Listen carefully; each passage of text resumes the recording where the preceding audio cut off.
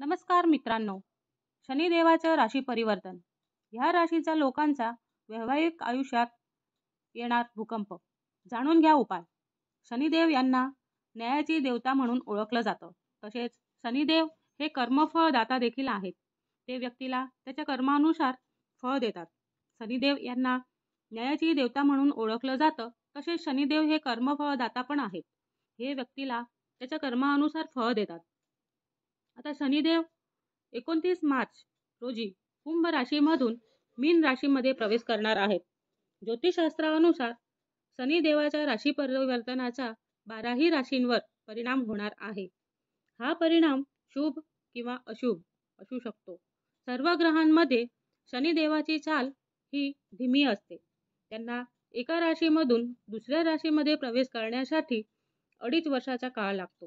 आता शनिदेव 29 मार्च रोजी मीन राशीमध्ये प्रवेश करणार आहेत.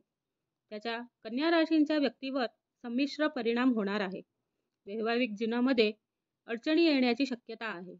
त्याबद्दल जाणून घेऊयात. वैवाहिक जीवन कसं असणार आहे? शनिदेवांची कन्या राशीच्या सप्तम भावात दृष्टी पडणार आहे. त्यामुळे वैवाहिक जीवनामध्ये तुम्हाला सावध राहावे लागणार आहे. विशेष काळजी घेण्याची गरज आहे. या काळात तुमच्या पत्नीसोबत भांडण होऊ शकतात, वादविवाद होऊ शकतात. जर तुम्ही तुमच्या पत्नी आणि पतीसोबत प्रामाणिक असाल तर काळजी करण्याचं कारण नाही. शनिदेव तुम्हाला शुभ फळ देतील. मात्र जर तसं नसेल तर तुम्हाला अनेक संकटांचा सामना करावा लागू शकतो. व्यवसाय आणि करिअर.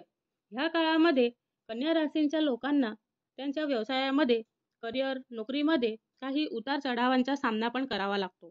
तर मात्र ही परिस्थिती फार काळ राहणार नाही. तुमचं अनेक दिवसांपासून एखादं काम अडलेलं असेल तर ते ह्या काळात पूर्ण होण्याचे संकेत मिळत आहेत. नवीन व्यवसाय सुरू करण्यासाठी अनुकूल वातावरण आहे. आणि आर्थिक परिस्थिती बघू. आर्थिक परिस्थिती तुमच्यासोबत काही गोष्टी अशा घडतील ज्यामुळे तुम्हाला मोठा आर्थिक फायदा पण होऊ शकतो. उत्पन्नाचे नवीन स्रोत तुम्हाला ह्या काळात उपलब्ध होण्याची शक्यता आहे. आरोग्य बघा की ह्या काळामध्ये तुम्हाला तुमच्या आरोग्याकडे विशेष लक्ष द्यावं लागणार आहे. तुमच्या एखाद्या प्रिय व्यक्तीचं आरोग्य देखील या काळात बिघडण्याची शक्यता आहे. त्याच्यावर उपाय.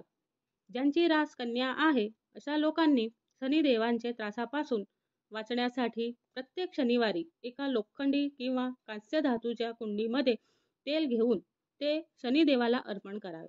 ह्यामुळे तुम्हाला शनिदेवाचा आशीर्वाद मिळेल. धन्यवाद.